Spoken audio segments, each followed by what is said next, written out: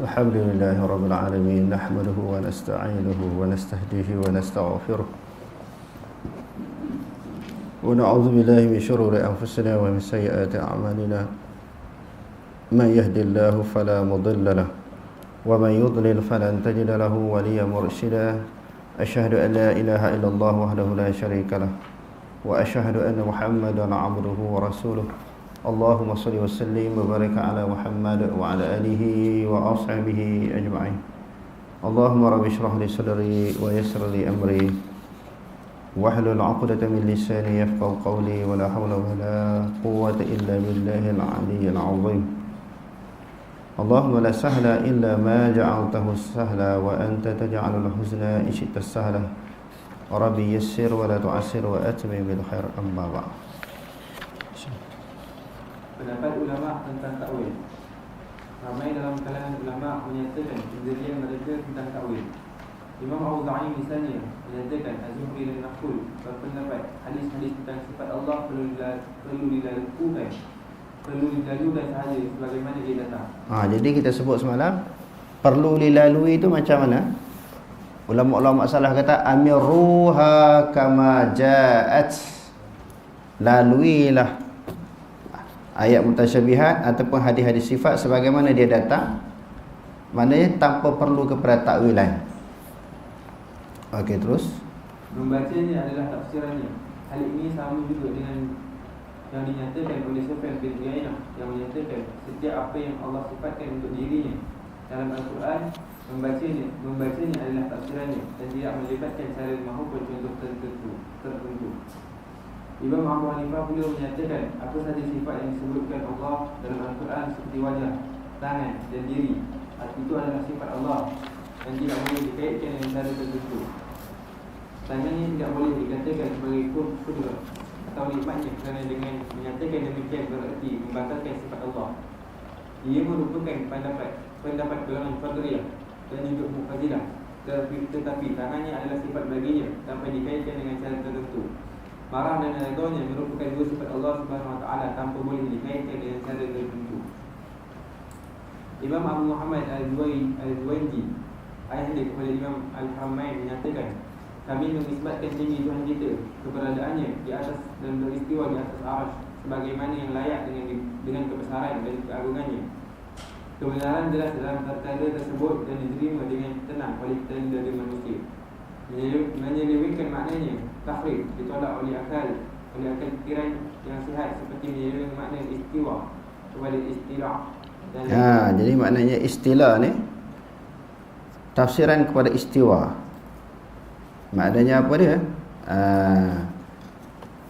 Maknanya menguasai ataupun memerintah. Itu yang dikata palingkan daripada makna asal. Penyelewengan maknanya dipanggil tahrif. Asal makna bukan macam tu, tetapi diselewengkan, diubah. Istawa, istaula. Yadun, kudratun. Yad ditafsirkan dengan kudrah. Wajah ditafsirkan dengan zat, diri. Itu maknanya takwilan macam tu. Maknanya takwilan yang tidak betul, tidak tepat dan tidak dilakukan oleh golongan salaf. Okey, terus Imam Abu Bakar Al-Khatib Al-Baghdadi menyatakan mazhab salaf mengisbatkan dan berinteraksi dengan sifat Allah yang terdapat dalam sunnah yang sahih sebagaimana zahirnya, dan menafikan penglibatan dengan cara tertentu dan penyerupaan dengan sebarang sifat makhluk. Menurut beliau lagi, kami tidak menyatakan makna tangan itu adalah kudrat dan makna sama' dan basar itu bukan ilmu. Kami tidak mengatakan ia merupakan anggota badan. Kami suka menyatakan ia wajib diisbatkan kerana ia sabit dengan sumber takwil Tauqifi maknanya terhenti di atas Quran hadis. Tak perlu nak takwil lah, sebab ayat Quran ni semua ayat Quran, termasuklah ayat-ayat dipanggil ayat sifat ataupun ayat-ayat mutasyabihat, Nabi sendiri tak takwil. Sebagaimana Quran itu datang, begitulah disampaikan oleh Nabi kepada para sahabat. Selepas itu pula generasi sahabat pula bila sampai ayat-ayat mutasyabihat ataupun ayat-ayat sifat ini, dia lalui amarruha kama ja'at, mereka melalui ayat itu sebagaimana datang. mereka juga tak takwil, tak ubah daripada makna zahir. Sebagaimana dia datang, sebegitulah yang disampaikan. Okey, terus. Cuma wajib menafikan penyerupaan dengan perkara yang baru, kerana Allah Subhanahu Wa Taala berfirman, laisa kamitslihi syai'un wa huwas samiul basir. Maksudnya, tiada sesuatu pun yang sebanding dengannya, zatnya, sifatnya dan pentadbirannya, dan dialah yang maha mendengar lagi maha melihat. Firman Allah Subhanahu Wa Taala, walam yakul lahu kufuwan ahad. Maksudnya, dan tidak ada sesiapa pun yang serupa dengannya. Menurut Syekh Utsaimin, takwil melibatkan 3 makna, iaitu pertama, bermakna tafsir, kedua, bermakna akibat daripada sesuatu perkara, dan ketiga, bermakna mengalihkan lafaz daripada makna zahirnya. Takwil dengan makna yang ketiga, iaitu mengalihkan lafaz daripada makna zahirnya. Ada yang terpuji dan ada yang keji. Jika terdapat dalil yang menyokongnya, ia adalah terpuji, dan jika tidak ada dalil yang menyokongnya, ia adalah keji. Ia termasuk ke dalam bab tahrif, menyelewengkan lafaz daripada maknanya yang sebenar, dan bukan takwil. Misalnya ayat 5 surah Taha menjelaskan Allah Subhanahu Wa Taala beristiwa di atas arasy. Zahir lafaz menunjukkan Allah Subhanahu Wa Taala beristiwa di atas arasy atau bersemayam di atas arasy dan berada tinggi di atasnya. Apabila ada orang menyatakan makna beristiwa di atas arasy itu ialah menguasai arasy, suka dinyatakan kepada beliau, itu adalah takwil. Maknanya tu yang kata tafsir dengan istaula tu bukan maknanya berada di atas arasy. Dia dengan makna apa dia? Menguasai, memerintah. Kan istaula tu dengan makna memerintah. Sebab itu ulama salah kata kalau di atas arasy dia memerintah, atas bumi kenapa dia tak memerintah? Kalau maknanya sesuai jugalah istawa alal ardi. Kalau istawa alal arsy itu dipakai dengan makna istaula, di atas bumi Allah Taala tak berkuasa ke? Tak memerintah ke?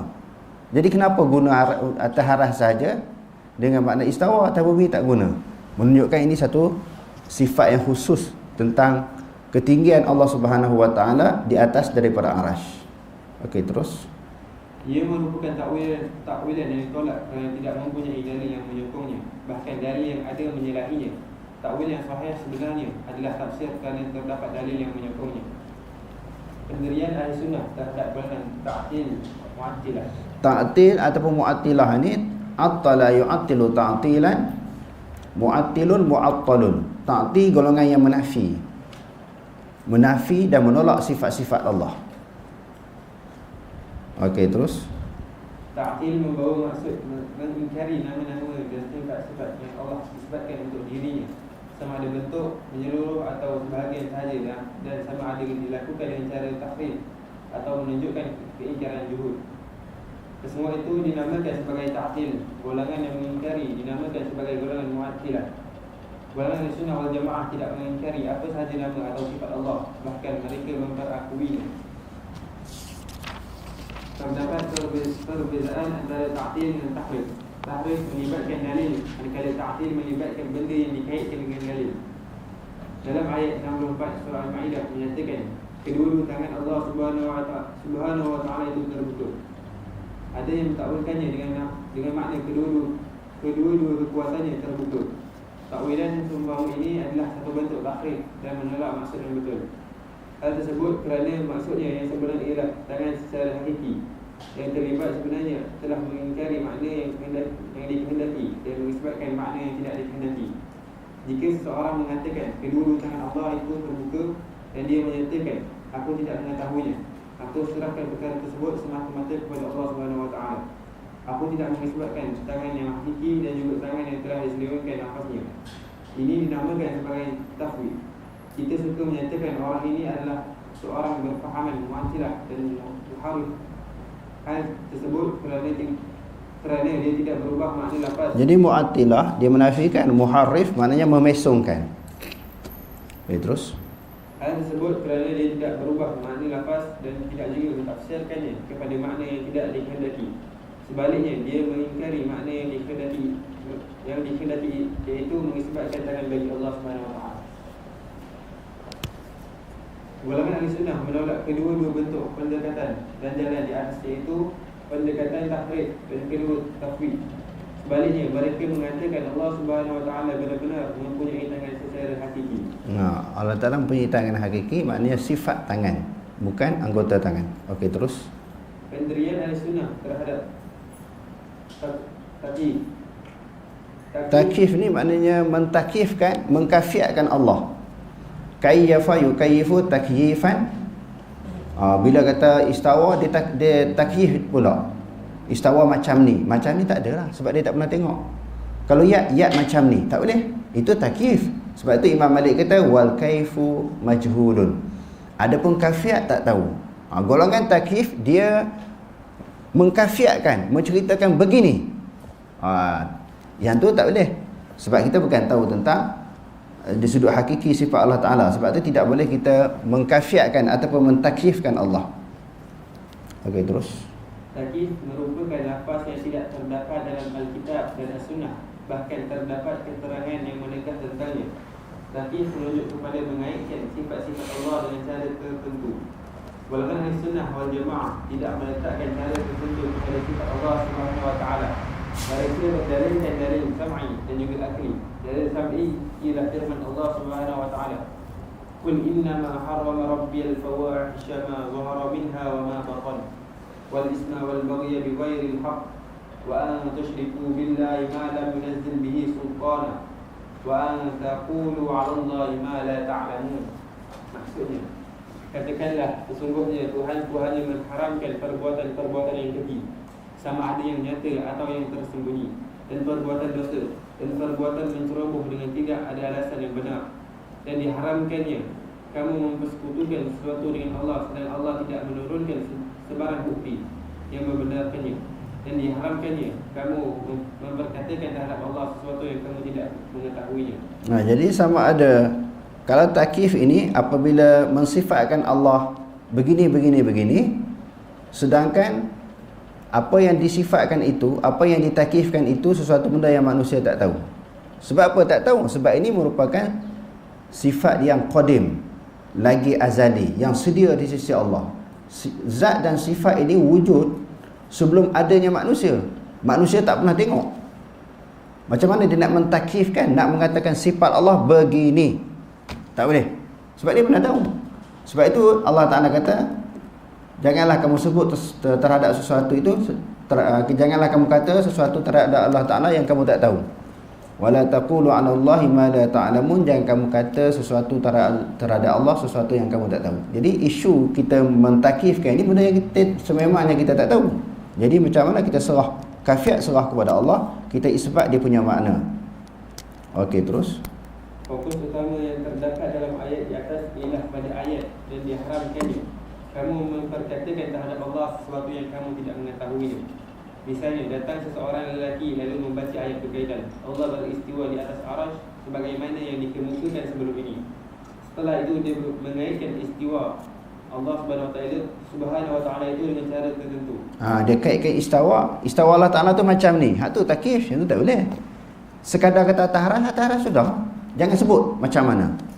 Okey, terus. Kita suka menyatakan lelaki ini telah memperkatakan tentang Allah sesuatu yang tidak diketahuinya. Adakah Allah Subhanahu wa taala telah memberitahu beliau yang dia beristiwa di atas berdasarkan cara yang beliau sebutkan itu? Jawapannya sudah tentu tidak. Kerana Allah Subhanahu wa taala hanya memberitahu kita dia beristiwa di atas arasy dan tidak pula memberitahu bagaimana dia beristiwa di atas arasy itu. Inilah yang dikatakan sebagai takyif dan memperkatakan tentang Allah tanpa berdasarkan ilmu. Oleh kerana itu, sesetengah tokoh salaf berpesan, jika ada seseorang yang berfahaman Jahmiyah mengatakan kepada anda Allah Subhanahu wa taala turun ke langit dunia, bagaimana dia turun? Untuk menjawabnya, katakan Allah Subhanahu wa taala memberitahu dia turun ke langit dunia pada setiap malam dan dia tidak memberitahu bagaimana dia turun. Ini merupakan satu kaedah yang cukup baik dan berfaedah. Berhubung dengan dalil akli pula ialah cara berkaitan sesuatu perkara tidak dapat dikesan melainkan dengan 3 cara, iaitu pertama dengan cara melihatnya sendiri, kedua dengan cara melihat contoh yang seumpama dengannya, ketiga dengan cara mendengar pemberitahuan orang yang jujur tentangnya. Sebahagian ulama menjelaskan ungkapan tidak boleh dikaitkan dengan cara tertentu tidak bermakna kita tidak boleh mengiktikadkan terdapat cara tertentu. Sebaliknya, ia mempunyai cara tertentu tetapi kita tidak tahu tentang cara tersebut. Jadi mungkinlah di sana berlaku juga perbahasan tentang kafiat ni ada ke tak ada. Allah Ta'ala turun tu, kafiat tu ada ke tak ada. Istawa tu, kafiat tu ada ke tak ada. Sebagian ulama kata tak ada kafiat. Kalau kita tengok kenyataan Imam Malik, kafiat ada, tapi kafiat tu tak tahu. Nuzul, kafiat nuzul tu macam mana? Sama ada dia naqlah, perpindahan daripada satu tempat ke satu tempat, yang tu pun tak ada, tak disebut oleh golongan salaf. Ataupun taharruk, pergerakan. Turun tu dengan cara bergerak begini-begini. Dia turun macam mana? Jadi kafiat itu ada tak ada? Jadi golongan salaf tak bahaskan. Kalau ikut pegangan Imam Malik, maknanya wal kaifu majhulun, kafiat itu tidak diketahui, maknanya ada. Tapi kita tak tahu bagaimana kafiat turun. Bagaimana kafiat istawa, tak tahu. Sebab nak tahu mesti daripada jalan syarak, daripada Quran dan hadis. Jadi kalau tak diberitahu daripada Quran dan hadis, maka kita tidak mengetahuinya. Okey, terus. Dengan kata lain, istiwa Allah di atas arasy melibatkan cara tertentu. Tetapi kita sebagai manusia tidak tahu cara tersebut. Begitu juga Allah Subhanahu Wa Taala turun ke langit dunia, juga mempunyai cara tertentu. Cara tu lah kafiat. Ada cara. Ada kafiat tapi tak tahulah sebab tak diberitahu. Okay, terus. Tetapi kita tidak mengetahui cara tersebut. Hal tersebut kerana tidak ada sesuatu yang wujud melainkan dia terlibat dengan cara tertentu. Cara tersebut kadang-kadang diketahui dan kadang-kadang tidak diketahui. Imam Malik pernah ditanya tentang ayat Tuhan Ar-Rahman beristiwa di atas arasy. Bagaimanakah Tuhan Ar-Rahman itu beristiwa? Imam Malik menundukkan kepalanya sehingga beliau berpeluh. Setelah itu beliau mengangkat kepalanya dan menyatakan istiwa itu tidak dijahili, diketahui. Iaitu dari segi maknanya adalah diketahui, tetapi caranya tidak dapat difikirkan dengan akal. Hal tersebut kerana bahasa Arab yang berada di hadapan kita menjelaskan setiap tempat yang terdapat kalimah istawa yang dimuaddikan, Mutaaddikan. Istawa ala, dimutaaddikan dengan kalimah ala, membawa maksud tinggi. Oleh kerana itu Imam Malik menyatakan istiwa tidak dijahili, tapi caranya yang tidak dapat dipikirkan dengan akal, kerana akal memang tidak dapat menangkap cara tersebut. Apabila dalil sam'i dan akli ternafil daripada cara, wajib menahan diri daripada bertanya tentangnya. Beriman dengannya adalah wajib, kerana Allah Subhanahu Wa Taala sendiri yang memberitahu perkara tersebut tentang dirinya. Jadi bertanya tak perlulah. Yang tu Imam Malik kata was-su'alu anhu bid'atun. Tanya tentangnya, tentang istawa dan juga tentang kafiat-kafiat sifat yang lain. Sebab apa dia kata bid'ah? Bid'ah ni yang sebagaimana yang kita ketahui, ta'rif ataupun definisinya sesuatu yang tak berlaku di zaman Rasulullah dan para sahabat, tak dilakukan oleh Rasulullah, para sahabat. Allah Rasulullah sendiri tak pernah tanya Allah, bagaimana istawa, bagaimana nuzul. Sahabat pula bila Rasulullah membaca ayat-ayat sifat ataupun ayat-ayat mutasyabihat, tak pernah tanya Rasulullah kaifa istawa, tak pernah. Jadi bila tak berlaku di zaman Rasulullah macam tu, bila ditanya, itulah yang disebut sebagai bid'ah. Okey, terus. Bertanya tentangnya adalah bid'ah. Hal tersebut kerana golongan yang paling ingin mengetahui tentang perkara tersebut adalah para sahabat. Apabila Allah Subhanahu Wa Taala memberitahu dia beristiwa di atas arasy, mereka mengetahui tentang kebesaran Allah Subhanahu Wa Taala dan makna beristiwa di atas arasy itu sendiri. Dia tidak mungkin dapat ditanya bagaimana dia beristiwa. Hal tersebut kerana cara beristiwa itu tidak diketahui. Oleh kerana itu, apabila kita ditanya tentang perkara tersebut, lebih baik kita menjawab sebagaimana Imam Malik menjawab. Bertanya tentangnya adalah bid'ah. Jadi kita tengok bagaimana murninya, bersih, sucinya hati dan pemikiran para sahabat di dalam beriman kepada Allah. Bila dia terima Allah sebagai Tuhan, jadi apa-apa yang Allah Ta'ala sebut tu tak perlu tanya lah. Macam mana tak perlu dah. Jadi bila ditanya, di situ ada unsur keraguan, kemusykilan. Sebab tu dia nak tanya. Di sudut zahirnya macam tidak menerima apa yang disebut oleh Allah tentang istawa, tentang nuzul. Dia tak terima tentang iyad. Sebab tu dia ada soalan. Kalau orang yang hati bersih, keimanan dia bersih, pemikiran dia bersih, tak ada tanya. Dia terima sahaja. Kerana di dalam bab akidah ini dia suruh percaya. Dia suruh percaya, aminu billah, berimanlah kamu dengan Allah. Apa makna iman? Iman kan percaya. Jadi kalau dok tanya tak percaya. Kalau dok tanya lagi bagaimana menunjukkan dia ada keraguan. Sedangkan zalikal kitabul la raiba fih, yang demikian itu kitab Al-Quran tidak ada ragu. Bila dia tanya tu bukan dia nak faham. Sebab dalam masalah akidah ni dia tak perlu tanya, dia terima. Bukan masalah fiqh ataupun masalah syariat. Jadi bila tanya tu dia buka ruang untuk syaitan. Bila jawab satu, dia tak puas hati, dia tanya soalan yang kedua. Lepas tu jawab lagi, dia akan tanya lagi. Ahli kalam memang panggil macam tu.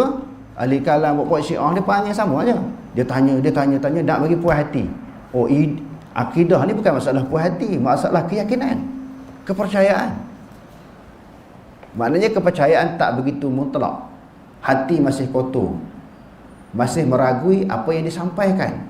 Yakni apa yang disampaikan oleh Allah dan Rasul masih ada keraguan. Sama ada 50% ke, 70%, 80%, tetapi mesti ada ragu. Kalau dia tak ragu, dia tak akan tanya.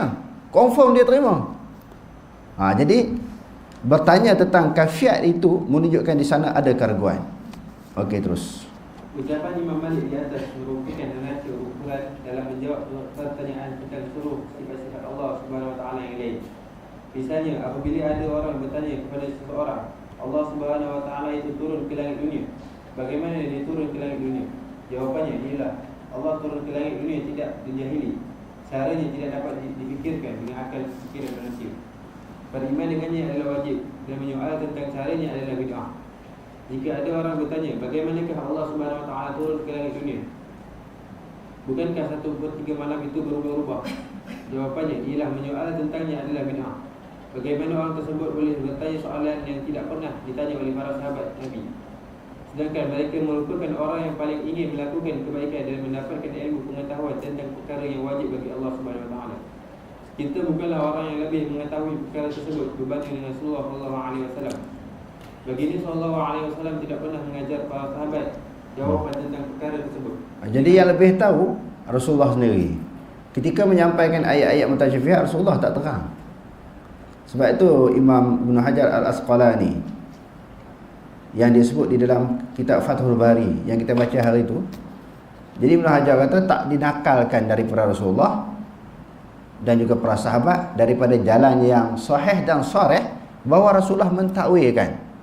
Tak ada. Dan para sahabat pun mentakwilkan ayat mutasyabihat. Tak ada. Sedangkan ayat mutasyabihat ini Rasulullah lebih mengetahui. Dan golongan yang kedua adalah para sahabat. Mereka terima sebagaimana didatangkan oleh Allah Ta'ala. Jadi di antara ciri ataupun sifat orang yang meragui tentang ayat-ayat Allah Subhanahu Wa Ta'ala, bila kata Allah Ta'ala tu duduk di atas daripada arash, mereka tanya, ini pegangan ini atas tu dengan makna hakiki ke ataupun dengan makna maknawi, dengan makna simbolik ke ataupun makna kiasan? Kalau kita kata berada di atas arash secara hakiki, orang duduk atas bukit lebih dekat dengan Allah Ta'ala daripada orang duduk di bumi. Orang duduk atas kapal terbang, dia lebih dekat dengan Allah Ta'ala daripada kita. Bila dia tanya, dia akan buat keluar lagi pemikiran-pemikiran, andaian-andaian. Jadi sebenarnya andaian tu tak ada. Kita kata secara hakiki lah. Tapi macam mana? Terserah kepada Allah. Hakiki itu pula, hakiki ataupun hakikat terbahagi kepada 3. Hakikat urfi, hakikat lughawi, hakikat syar'i. Perbahasan ini hakikat macam mana Allah Ta'ala berada di atas arsy secara hakikat, tangan secara hakikat, hakikat syar'i. Jadi bila sebut hakikat syar'i, maka serah kepada Allah macam mana hakikatnya. Orang sebut kalau tangan secara hakiki, orang kata tu tangan hakiki macam tangan makhluk, bukan maksud macam tu. Itu urfi. Ini hakikat, hakikat syar'i. Hakikat syar'i serah kepada Allah. Itulah yang dinamakan sebagai kafiat. Kafiat ini tidak diketahui. Okey, terus. Dengan itu menyoal tentangnya adalah bid'ah.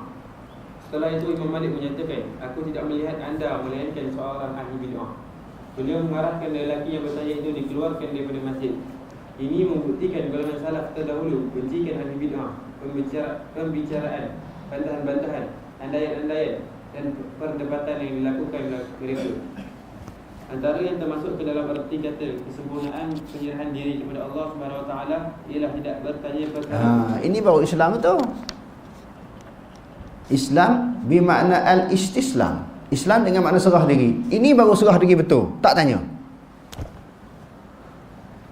Falamma aslama wa tallahu lil jabin. Ini baru Islam tu. Macam Nabi Ibrahim dan juga Nabi Ismail, serah diri 100% kepada Allah. Nabi Ismail ni, Nabi Ibrahim, bila dia nak tarik pisau tu, dia nak sembelih, apa yang nak jadi kepada anak dia? Hidup ke, mati ke, cedera ke, leher terpotong ke, tengkok terputus ke, tak serah. Tak ada keraguan, tak ada syok lagi, tak ada bimbang lagi. Allah Ta'ala suruh, serah. Nabi Ismail menghulurkan tengkok dia kepada ayahnya untuk disembelih, serah juga. Inilah penyerahan yang sempurna. Kalau duk bertanya bagaimana, tak menyerah secara mutlak. Tak betul-betul lah nak serah diri, mengaku saja Islam tapi dia sudah hati tak serah pula. Banyak tuan-tuan orang nak ngaji akidah ni tak serah betul-betul kepada Allah. Sebagaimana di akhir zaman ini banyaknya perkara-perkara bid'ah di sudut ibadat, di sudut amalan, banyaknya juga bid'ah di sudut akidah. Sebab benda yang tak pernah ditanya pada zaman sekarang. Bukan zaman sekarang je, sebelum ni lagi lah berkembangnya ilmu-ilmu ketika zaman perkembangan ilmu kalam. Jadi bahaya mengaji akidah macam tu. Dia tak serah bulat kepada Allah sebagaimana yang Allah Ta'ala beritahu. Jadi di sana masih lagi ada keraguan, tidak percaya terhadap Al-Quran dan juga hadis-hadis yang menceritakan tentang sifat-sifat Allah. Jadi nak kata beriman betul-betul macam mana di hadapan Allah Ta'ala besok ni? Macam mana nak mengaku beriman masih duk tanya lagi, duk petikai lagi, masih menggunakan logik akal untuk menerima, memahami ayat-ayat mutasyabihat ataupun ayat-ayat sifat. Okey, terus tidak bertanya perkara-perkara yang berkaitan dengan nama-nama dan sifat-sifat Allah SWT yang tidak pernah ditanya oleh para sahabat Rasulullah SAW. Ini kerana jika kita membuka pintu kepada persoalan tersebut, kita akan membuka kepada semua persoalan yang lain. Akibatnya ketika itu kita tidak dapat mengawalnya dalam satu garisan panduan yang mantap. Pendirian Ahlussunnah wal Jamaah tentang tamsil merujuk kepada menyebut contoh yang berkaitan dengan sesuatu perkara. Perbezaan antaranya dengan takyif yang dikupas sebelum ini adalah dalam bentuk umum dan khusus. Hal tersebut kerana setiap yang boleh dikemukakan contoh bermakna ia melibatkan syarat tertentu. Namun tidak semua perkara yang mempunyai syarat tertentu boleh dikemukakan contoh. Ini kerana dikatakan takyif ialah menyebut sesuatu cara tanpa disertai dengan contoh tertentu. Misalnya seseorang menyatakan, saya mempunyai sebatang pen, caranya begini dan begini. Jika seseorang mengemukakan contoh, ia dinamakan sebagai tamsil. Misalnya dia mengatakan, pen ini seperti pen yang ini. Ini kerana beliau menyebut tentang pen yang hampir sama dengan pen yang ada itu tanpa mengaitkan dengan contoh tertentu. Golongan Ahlussunnah wal Jamaah mengisbatkan sifat bagi Allah Subhanahu Wa Taala. Mereka mengatakan Allah Subhanahu Wa Taala itu hidup, tapi bukan seperti hidup kita. Dia mempunyai ilmu, tetapi bukan seperti ilmu kita. Dia mempunyai wajah, tetapi bukan seperti wajah kita. Dia mempunyai tangan, tetapi bukan seperti tangan kita. Begitulah seluruh sifat-sifat Allah Subhanahu Wa Taala yang lain. Allah Subhanahu Wa Taala tidak menyerupai makhluknya dalam mana-mana sifat yang disifatkan kepada dirinya sendiri. Jadi kenapa boleh terima Allah Ta'ala itu bersifat dengan sama' mendengar? Makhluk juga mendengar. Allah Ta'ala bersifat dengan basar, melihat. Allah Ta'ala bersifat dengan kalam, berkata-kata. Kenapa yang ni boleh terima? Allah Ta'ala dengar, manusia dengar, sama. Allah Ta'ala melihat, manusia pun melihat, sama. Jadi Allah Ta'ala berkata-kata, manusia berkata-kata. Kalau gitu sama? Tak sama lah. Kalau boleh menerima, melihat Allah dengan melihat makhluk tak sama. Boleh terima kan? Mendengar Allah dengan mendengar makhluk tak sama. Boleh terima. Dengar. Allah Ta'ala dengar tak? Dengar. Tapi tak sama. Allah Ta'ala berkata-kata, manusia berkata-kata. Tak sama. Golongan ni berkata tak sama. Tetapi bila sebut sifat-sifat yang lain seperti istawa, nuzul, ya, kenapa dia kata sama? Tak samalah juga, pegang dengan makna asal lah. Sebagaimana tadi, beberapa sifat yang kita sebut tadi boleh kata tak sama. Kenapa yang ni tak boleh kata tak sama? Apa masalah? Apa penyakit? Yang ni dia boleh terima tak sama, yang ni dia boleh terima, tak boleh terima pula tak sama. Padahalnya segala sifat semua tak sama. Segala sifat Allah semua tak sama dengan sifat baharu dalam semua sifat. Bukan sahaja dari sudut zat, segala sifat-sifat Allah Ta'ala semua tak sama. Peganglah pada kaedah asal mukhalafatuhu ta'ala lil hawadith. Bersalahan Allah Subhanahu Wa Ta'ala dengan segala yang baharu. Dia kata yang tu kena takwil. Sebab kalau mendengar dia bukan anggota. Mendengar, melihat kata-kata bukan anggota. Tapi bila sebut tangan anggota, dia yang faham anggota. Saya pun duk berhujah dengan kawan-kawan yang pegang cara tu kan.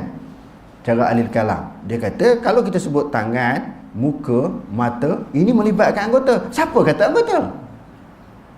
Kami tak kata anggota, kami kata sifat. Kamu meletakkan perkataan itu, tuduhan itu kepada orang.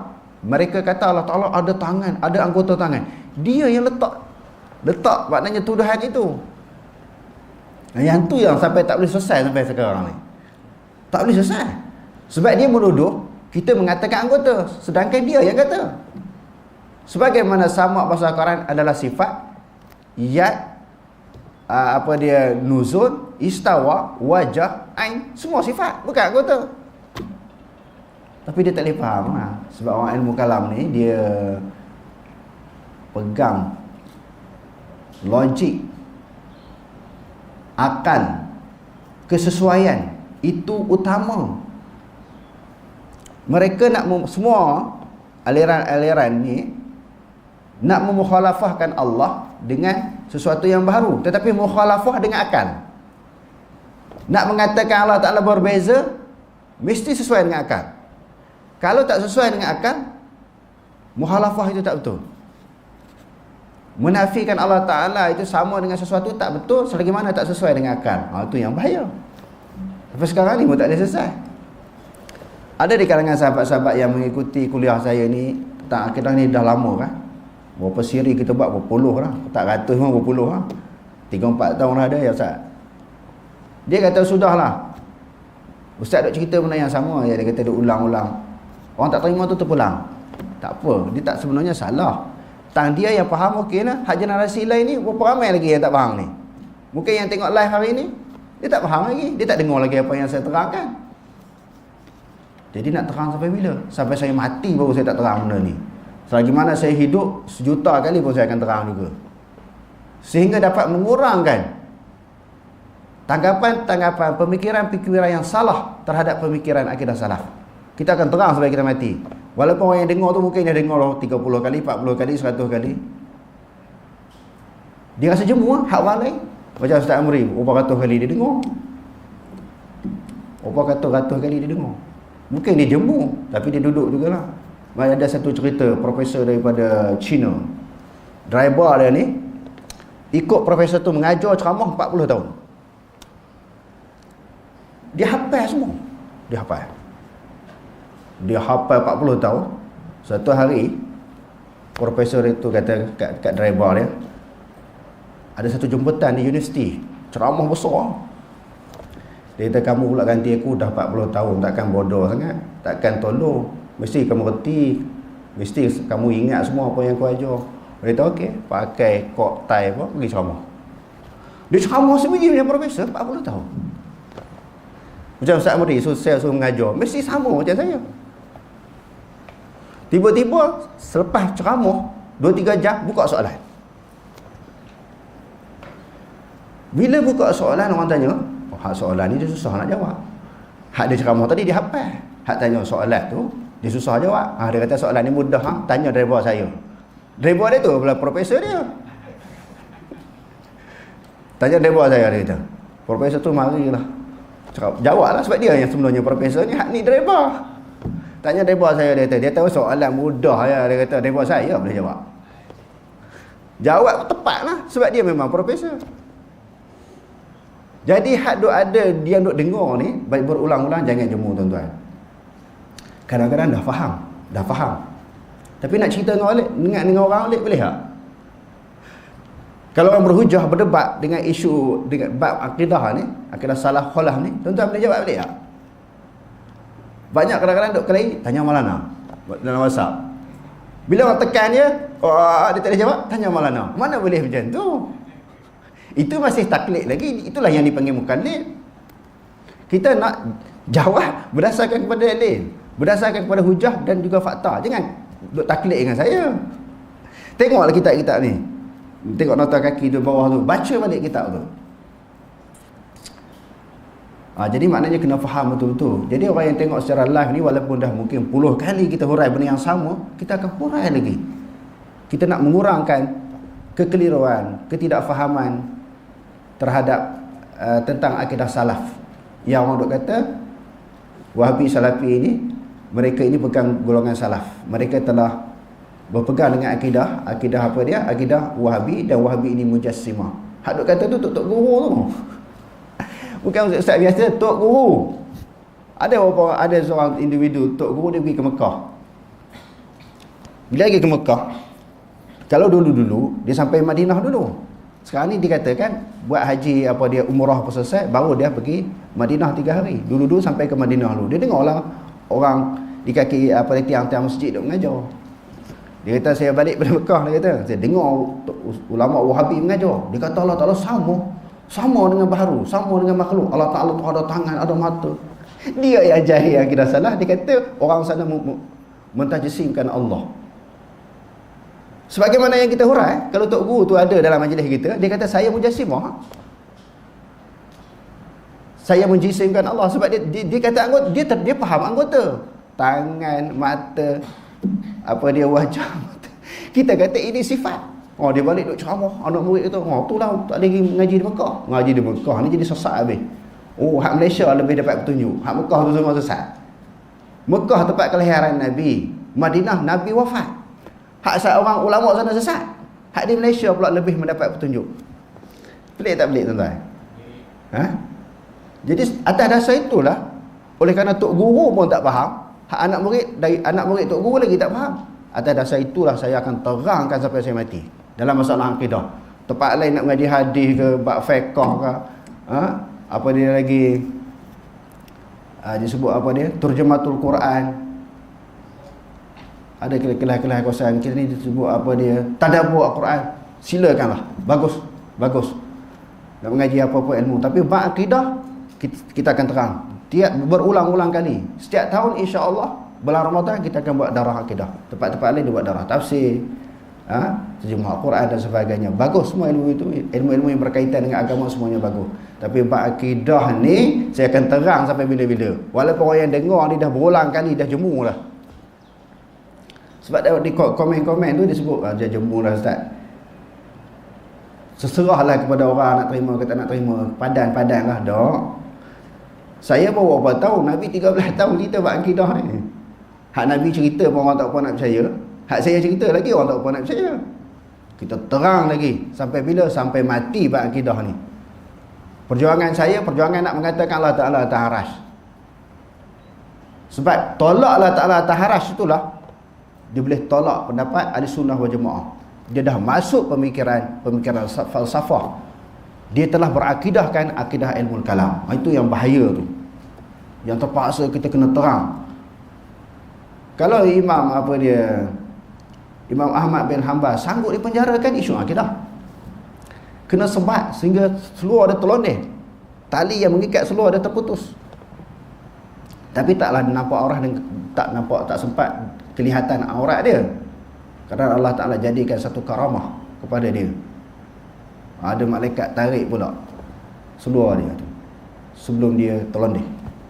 Jadi sanggup dipenjarakan. Imam-imam mazhab, ulama-ulama dulu sanggup mati mempertahankan akidah. Ini orang kata jangan terang, dah orang dah jemu. Tak, dia tak peduli. Tak boleh. Benda-benda ni bukan benda masalah mainan. Masalah pegangan, masalah kepercayaan. Yang menyebabkan ada pihak tuduh orang yang kata Allah Ta'ala ada tangan, ada duduk atas arah ni sesat, kafir. Hasil daripada kejahilan dia. Tiba-tiba kita nak slow dalam masalah ini. Tak berani nak ke depan kerana ada halangan-halangan tertentu, tentangan-tentangan yang tertentu daripada pihak-pihak tertentu. Cuma saya nak sebutlah sikit dalam kesempatan ini. Saya dah perhati lama dah di Malaysia ni, golongan yang anti sangat dengan Wahabi, sedangkan golongan Wahabi ni bawa kepada sunnah, kepada amalan Nabi, kepada akidah Nabi dan para sahabat. Berapa orang dah individu yang duk tentang sangat, duk kutuk sangat, caci sangat, serang sangat. Kalau dia ada jawatan, dia tekan. Kita tengok akhirnya Allah Ta'ala bongkarkan kejahatan dia, maksiat yang dia buat. Masyarakat umum tahu.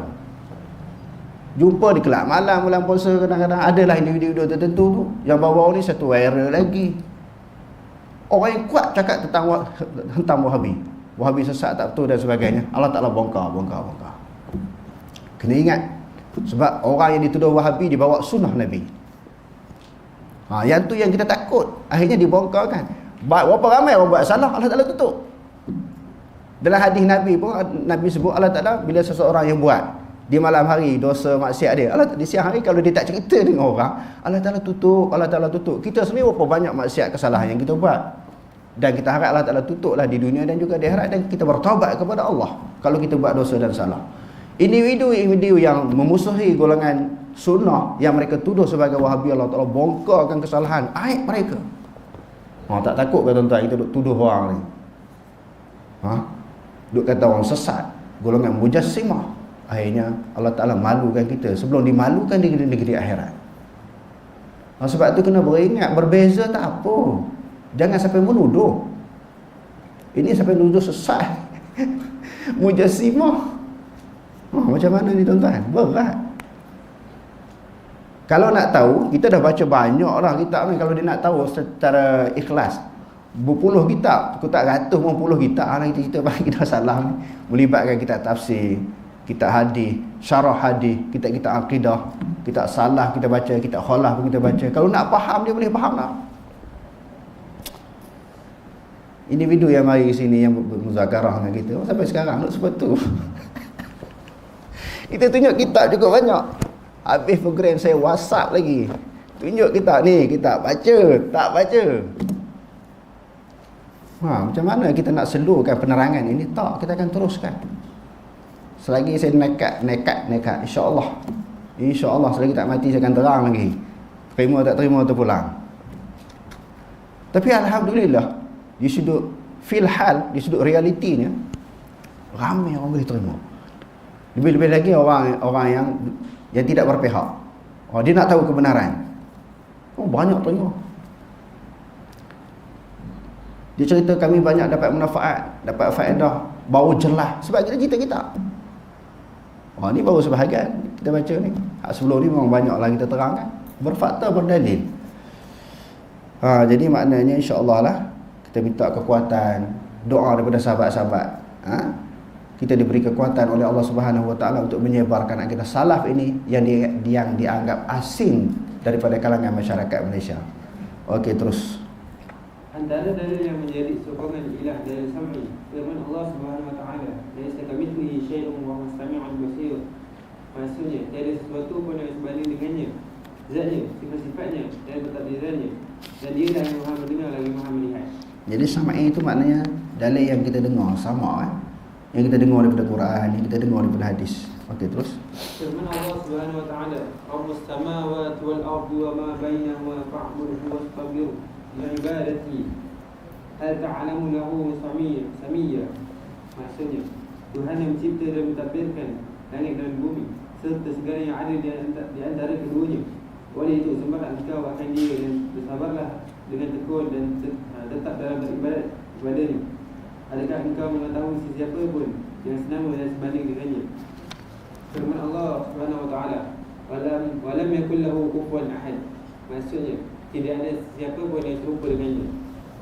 Kesemua ayat di atas menafikan penyerupaan sifat-sifat Allah dengan mana-mana sifat makhluk. Oleh kerana itu, mana-mana orang yang menyerupakan sifat-sifat Allah Subhanahu wa taala dengan mana-mana sifat makhluk, dia dikira mendustakan ayat di atas dan bagi sesetengah tokoh salah, orang itu dikira sebagai telah kufur kepada Allah Subhanahu wa taala. Nu'aim bin Hamad al-Khuzai, guru Imam Al-Bukhari, misalnya menjelaskan, sesiapa yang menyerupakan Allah dengan makhluknya, dia menjadi kafir. Ini dilihat dari segi dalil sam'i. Dari segi dalil nakli adalah Akli. Dari segi dalil akli pula adalah sebagaimana berikut. A. Tidak mungkin sama sekali berlaku penyerupaan antara khalik dengan makhluk dalam apa-apa situasi sekalipun. Jika tidak terdapat perbezaan antara kedua-duanya kecuali sekadar kewujudan yang asal, itu sudah dikira mencukupi untuk dikatakan berlaku perbezaan antara kedua-duanya. Wujud khalik bersifat wajib. Dia adalah azali lagi abadi. Kewujudan makhluk adalah termasuk ke dalam perkara mungkin, harus, yang didahului dengan tidak ada. Seterusnya dia akan menghadapi kebinasaan. Jika begitulah kedudukan khalik dengan makhluk, tidak mungkin kedua-duanya menyerupai antara satu sama lain. Okey. Selain daripada dalil-dalil nakli, dalil yang dipindahkan daripada Quran dan hadis tentang Allah Ta'ala itu mukhalafah, tak sama dengan baharu. Di sana ada beberapa dalil akli, dalil yang berdasarkan kepada logik, yang mengatakan Allah Ta'ala tak sama. Contohnya, ni apa dia ni? Mikrofon. Orang buat kan? Orang cipta. Orang tu sama tak dengan mikrofon? Senang je Tok Guru saya ajar. Kalau tak erti Quran hadis, kita tak ingat, kita tak hafal kan. Pakai akal pun, akal yang waras, dia boleh terima Allah Ta'ala tu tak sama. Meja, orang buat meja, dia ada pencipta dia, ada pembuat ni meja ni. Orang yang buat meja dengan meja sama tak? Tak sama. Jadi Allah Ta'ala buat alam, adakah dia sama dengan alam? Alam tu apa? Masih Allah. Selain daripada Allah, dia alam lah. Alam manusia, jin, haiwan, tumbuhan, malaikat dan sebagainya. Takkan kata sama. Marilah tentang sifat-sifat Allah Ta'ala. Tangan apa dia, nuzul, mata, tak sama lah. Sebab kalau tangan manusia Allah Ta'ala buat, mata manusia Allah Ta'ala buat, wajah Allah Ta'ala manusia buat. Takkanlah wajah Allah dengan makhluk tu sama. Sebab tu dia kata tangan yang selayak dengannya, muka yang selayak dengannya, mata yang selayak dengannya. Saya ulang banyak kali Durus Samin, Syekh Dok Fatoni. Hai, Syekh Dok Fatoni ni orang kat tabik spring lah. Di Thailand, di Thailand, Fatoni Indonesia, Malaysia, Singapura, Brunei. Syekh Dok Fatoni mesti tabik spring, orang tabik spring kat dia. Dia pun sebut atas yang tak sama, tangan yang tak sama. Di sudut logik akal pun dah boleh terima akidah salah ni. Allah Ta'ala buat alam. Sebahagian daripada alam tu manusia.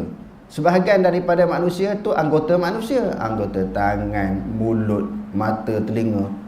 Kalau ada sama di sudut perkataan, tetapi hakikat tak sama, disebut oleh Syekh Daud Al-Fatani di dalam Durus Samin. Durus Samin ni sekarang ni banyak tuan-tuan, kitab-kitab Jawi kita yang kita duk mengaji di pondok tu, yang orang duk mengaji di pondok tu ditulis dalam tulisan Rumi. Durus Sami ada, Aqidatul Najin ada, kitab Faridatul Faraid ada, kitab apa lagi tulis dalam Rumi banyak. Muta'am Badrin ada, Sabilal Muhtadi, Kifayatul Muhtadi, tulis dalam Rumi. Bagi orang yang tak boleh Jawi, dia boleh faham. Maknanya wasilah, jalan untuk memahami sesuatu isu, sesuatu masalah bab itu dengan kitab, dengan hujah, dah boleh. Dia boleh cari sendiri. Tak reti bahasa Arab, ada bahasa Melayu. Tak reti Jawi, dia ada bahasa Romi. Cuma degil tak nak ikut, tak nak cari, tak nak mengkaji. Masalah yang paling, penyakit yang paling besar masalahnya bukan penyakit gauk, stroke, cik manis, darah tinggi, penyakit jahil, penyakit malas membaca. Itu di antara penyakit yang merosakkan umat. Orang sakit gauk dia tak jangkit dengan orang. Kecil manis untuk diri dia sendiri ya. Jantung untuk diri dia sendiri ya. Sakit jantung, gauk, makan daging fresh sikit, bertongkat, mengesok pergi bilik air, orang kata. Dia seorang yang sakit. Saya tunjuk sebelah ni bukan mestinya orang belah ni kena penyakit tu. Dia seorang penyakit, dia tidak mempengaruhi orang lain. Tetapi penyakit jahil, sombong ni, dia melibatkan pengaruh orang lain. Kalau dia seorang tok guru, seorang ustaz, dia akan merosakkan pemikiran anak murid dia. Ni penyakit bahaya, penyakit jahil ni. Nak hilang jahil ni mengkaji, membaca. Selagi mana jahil, penyakit jahil tak hilang di dalam masyarakat, selagi itulah kita duduk kelahi, selagi itulah masyarakat tak boleh jadi cerdik. Dia tak cuba nak hilang kejahilan dia. Kalau Allah Ta'ala bagi kecil manis darah tinggi, dia cuba nak menghilangkan. Macam-macam ubat dia makan, rawatan, berbagai-bagai rawatan dia buat. Penyakit jahil ni dia tak rawat. Berat tuan-tuan, dia bawa penyakit jahil ni sampai ke mati, penyakit jahil ni kekal. Kalau tak dihilangkan, jadi berat. Dia akan merosakkan umat, akan memundurkan umat Islam. Rosak dan mundur umat Islam. Sebab tu jahil ni yang bagi lekat dalam diri kita. Allah Subhanahu Wa Ta'ala, tuan-tuan, manusia yang pertama siapa dia Allah Ta'ala bagi jadi? Allah Ta'ala jadi Adam. Allah Ta'ala bagi ilmu. Wa 'allama Adam al-asma'a kullaha summa 'aradahum 'ala al-malaikah. Dia bagi ajar, bagi ilmu. Sebab tu kata ilmu ni penting. Makhluk pertama, manusia yang pertama Nabi Adam. Allah Ta'ala bagi ilmu. Nabi Muhammad sallallahu alaihi wasallam, nabi yang terakhir. Ayat pertama cerita apa? Iqra bismi rabbikal ladzi khalaq. Bacalah dengan nama Tuhan kamu yang menjadikan kamu. Maknanya suruh baca. Baca wasilah perantaraan untuk dapat ilmu. Duk jadi jahil juga sebab apa? Sebab tak baca. Ataupun baca kitab-kitab yang sealiran dengan kita. Kitab yang alirannya orang lain pegang, kita tak baca. Jadi jahil juga. Jadi penyakit yang bahaya bawa balik ke rumah hari ni. Lepas buka terawih, bawa balik rumah sambil madu kereta. Penyakit apa bahaya? Cimanis, darah tinggi, gauk, stroke tak bahaya. Penyakit jahil. Hak tu paling bahaya. Balik ni kena membaca, mengkaji. Barulah insya-Allah jahil itu dia akan hilang sikit demi sedikit. Jahil itu dia akan hilang sikit demi sedikit. Jadi bila jahil itu hilang, masuklah sifat-sifat ilmu di dalam diri kita. Okey, terus. Terdapat perbezaan besar antara khalik dan makhluk dari segi sifat dan juga perbuatan. Contohnya, mendengar terdapat perbezaan yang besar antara khalik dan makhluk. Khalik mendengar segala perkara termasuk yang disembunyi dan juga yang jauh. Namun pendengaran makhluk terbatas. Aisyah radhiyallahu anha pernah menyatakan, segala puji bagi Allah yang mana pendengarannya merangkumi segala suara. Allah Subhanahu Wa Taala mendengar segala sesuatu daripada atas arahnya. Apa yang dilakukan oleh para makhluk ini, sehubungan dengan itu adalah benar kata-kata Allah Subhanahu Wa Taala Maha mendengar, tetapi pendengarannya tidak sama dengan pendengaran kita. Allah Subhanahu Wa Taala berpisah daripada makhluknya dengan zatnya. Firman Allah Subhanahu Wa Taala, wasi'a kursiyyus samawati wal ardh wa la ya'uduhu hifdhuhuma wa huwal 'aliyyul 'azim. Luasnya kursi Allah, ilmunya dan kekuasaannya meliputi langit dan bumi, dan tiadalah menjadi keberatan kepada Allah menjaga serta memelihara keduanya. Dan dialah yang maha tinggi darjat kemuliaannya, lagi maha besar kekuasaannya. Tidak mungkin makhluk mempunyai sifat seperti mana di atas. Apabila Allah Subhanahu Wa Taala itu berbeza dan berpisah daripada makhluknya, ini bermakna sifat Allah Subhanahu Wa Taala juga berbeza dengan sifat makhluk, kerana sifat merupakan ikutan kepada zat. Zat Allah Ta'ala ni dia berpisah dengan makhluk, berpisah dengan manusia, berpisah dengan alam, berpisah dengan arash. Tak duduk sekali. Jadi bila zat itu pun dah berpisah, tak sama, jadi sifat dia pun sama, mengikut. Sifat ni dia ikut atas zat. Sifat mesti berada kepada zat. Macam kita kata putih, warna kepada helaian kertas. Di dalam kitab kita putih. Putih ni duduk putih saja ke? Ataupun putih tu duduk kepada benda? Benda tu lah zat. Jadi Allah, dia berpisah dengan makhluk di sudut zat, sifat dia pun sama. Jadi maknanya mukhalafah dalam bentuk sifat dan juga zat. Okey, terus. Jika diperhatikan sesama makhluk, didapati kadang-kadang mereka mempunyai nama yang sama tetapi berbeza dari segi benda yang diletakkan nama tersebut. Misalnya dari segi sifat lihat, manusia sama-sama melihat, namun ada yang kuat penglihatannya dan ada juga yang lemah penglihatannya. Begitu juga dari segi pendengaran, kekuatan tubuh badan dan seumpamanya. Sehubungan dengan itu, tidak boleh mengatakan tanganku sama dengan tangan unta, meskipun sama-sama memiliki tangan. Mereka kedua-dua hakikat tangan itu berbeza. Bila sebut tangan,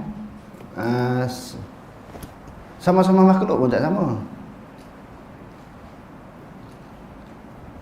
Sama-sama makhluk pun, tangan makhluk sama tak? Tangan manusia dengan tangan beruk sama? Dengan tangan kera sama je? Tak sama. Muka manusia dengan muka beruk. Saya nak kena belasah dengan orang Thailand dalam isu, saya debat mengaji tahfiz di Anwar. Dia mengaji tahfiz, saya dah mengaji kitab di Anwarul Quran Karachi. Duk muzakarah dengan dia lah, dia dari berpondok. Saya pun pondok juga. Bila saya dah mengaji akidah salah ni, duk ceritalah muzakarah dengan dia tentang akidah salah.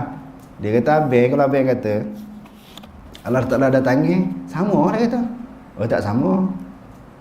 Abang kata Allah Ta'ala ada muka, sama dia kata dengan makhluk.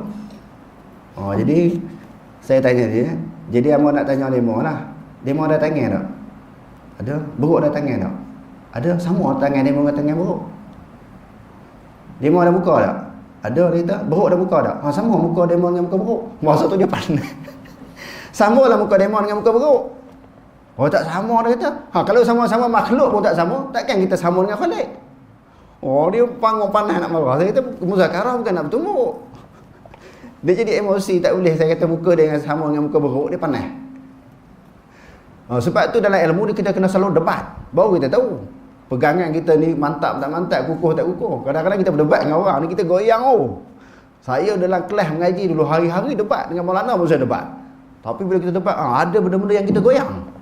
Maknanya pegangan kita tak kemas. Dalam isu yang lain, mengaji hadis bab Aimani. Masa tu saya kelas 7. Kelas 7 ni mengaji Mishkat Masabih. Ada seorang guru saya yang mengajar Mishkat Masabih tu. Dalam ramai-ramai tu saya seorang mazhab Syafi'i. Dia kata Syafi'i kan nazdik mani tu pak hai. Dia kata air mani di sisi mazhab Syafi'i suci. Waktu dia buka cerita lah, ada zaman dulu orang ulama Hanafi ni nak kena ulama Syafi'i, ambil air mani satu baldi, kau dah suci boleh ambil sembahyang. Dah air mani tu suci tak najis, boleh ambil sembahyang. Dia kata ulama Hanafi ni bawa mari satu baldi air mani, suruh ulama yang berpegang pada mazhab Syafi'i itu berwuduk dengan air mani. Saya kata, siapa nak bagi? Ambil air mani siapa? Siapa nak bagi air mani sampai satu baldi? Bila saya tanya tu, riwayat ni ambil di mana? Dalam kitab ni dia tak boleh jawab. So dia pun dengar daripada guru dia. Air mani bukan air mani gajah, kuda ke? Air mani orang. Yang pertama, sampai satu baldi tu. Yang kedua, siapa nak bagi? Ada nilai air mani. Jadi doktor, peguam, syarah ulama, hafiz Quran, bukan nak boleh buang dalam baldi kot. Dan jadi saya tanya hujah-hujah macam tu, dia tak boleh jawab. Akhirnya dia tak marah, dia ketawa. Sebab dia pun jenis debat. Hari yang kedua dia tanya, Q tu mani naik kata kenapa kamu tak makan, tak minum air mani, dah bersih? Dah bersih Cik. Sebelum tu dia kata, kenapa tak berwuduk dengan air mani? Hari yang berikutnya, kenapa kamu tak makan? Saya kata, apkan samne lakri depan kamu ada meja, ada kayu. Yi bipak bersih meja ni, bersih. Ap Q ni kata kenapa kamu tak makan meja? Kalau dah dia bersih, tak semestinya benda yang bersih kita boleh makan. Batu bersih, kayu bersih, kita boleh makan ke? Tayar kereta kalau tak kena najis, kita boleh bersih kan? Boleh makan tak? Oh itu tu Marazihin Buhut Nazdi, bagus-bagus, pandai cerdik budak ni. Bukan cerdik, tapi kita tengok tu tak logik. Jadi kalau guru tak betul, kita kena sanggah. Tak boleh ikut dia sampai ke mati, tak boleh. Tak betul, kita kena sanggah. Sebab tu dalam pengajian kita kena debat. Saya duduk mengajar ni orang boleh debat. Cara live pun orang nak tanya boleh. Hak duk hadir hari ni pun boleh tanya. Kita tak boleh jawab, kita angkat tangan, lepas tu kita baca balik. Jadi kalau tidak didebatkan, benda tu salah. Dia jadi bermanyang ayah salah. Kita pegang benda yang salah. Sebab apa kita tak pernah didebatkan masalah yang apa yang kita pegang. Akidah ni dia kena debat. Qul hatu burhanakum in kuntum shadiqin. Datangkanlah dalil kamu sekiranya kamu orang-orang yang benar. Oh, jadi kalau kita mungkin hadut sekarang ni, hadut pegang ni, Tok Guru dia pernah cakap macam tu. Dia pun ada setengah orang mengaji, kata-kata Tok Guru ni setara dengan Quran hadis. Kata-kata ustaz, kata-kata Tok Guru ni setara dengan Quran hadis, mana boleh pegang? Ha tu, Tok Guru dia salah, dia pun pegang salah. Jadi kita tak nak pegang benda yang salah. Kita tak nak pegang benda yang salah. Sebab tu saya mengaji dulu, alim macam mana pun, Maulana kan, Maulana kan, dia hafiz Quran, mufti lagi, saya dapat. Dia pun orang Pakistan ni hebat. Dia tak marah, orang berdebat-debat memang digalakkan. Tetapi kita yang tak ada dalil, kena makan dengan dia. Adalah beberapa isu yang kita boleh makan dia. Banyak dia makan kita. Jadi bila debat tu kita nampak di mana kelemahan dan kekurangannya, menyebabkan kita terpaksa mengkaji, terpaksa kita buat apa dia, analisa, banyak membaca. Sebab apa? Nak tahu ketepatan apa yang kita nak pegang. Jadi banyak orang pegang, tapi benda pegang tu tak tepat. Kadang-kadang boleh jadi salah apa yang dia pegang. Salah. Sebab tu di dalam pengajian dia kena selalu debat, kena muzakarah, kena bincang untuk memegang sesuatu yang pasti yang berdasarkan kepada dalil. Terus dari segi dalil fitrah pula, ialah manusia berdasarkan fitrah dapat mengetahui perbezaan antara khaliq dan makhluk. Jika tidak kerana fitrah ini, sudah tentu manusia tidak menyeru nama Tuhan. Okey, selain daripada dalil nakli, dalil akli, yang ketiganya fitrah. Fitrah manusia kan adalah fitrah menerima kebenaran Tuhan. Jadi fitrah manusia tak boleh terima kalau Allah Ta'ala tu sama. Selain daripada akal, fitrah manusia tak boleh terima ya Allah Ta'ala tu sama dengan makhluk. Jadi ini di antara 3 perkara yang penting yang nak menceritakan tentang mukhalafahnya Allah dengan makhluk ataupun sesuatu yang baru. Mukhalafah di sudut dalil nakli, Quran dan hadis. Yang keduanya mukhalafah di sudut dalil akli, dalil akal, dalil logik, Allah Ta'ala tu tak sama. Yang ketiganya di sudut fitrah manusia, bahawa menunjukkan fitrah manusia tak boleh terima bahawa Allah Subhanahu Wa Ta'ala itu sama dengan makhluk. Wallahu a'lam, aqulu qawli hadza wa astaghfirullah al-azim li wa lakum. Wassalamu alaikum warahmatullahi taala wabarakatuh.